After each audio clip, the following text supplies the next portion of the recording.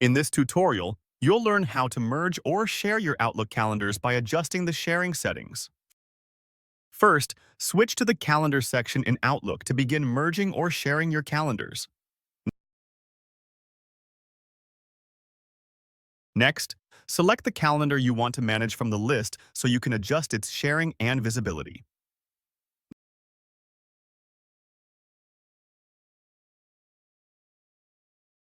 Now, open the context menu for your selected calendar and choose the Sharing and Permissions option to control who can view or edit this calendar.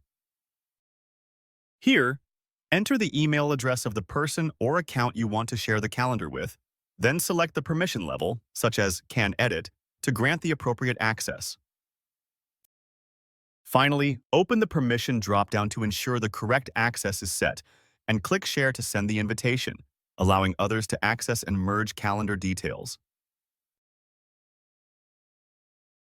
You've now learned how to merge calendars in Outlook by sharing and managing permissions.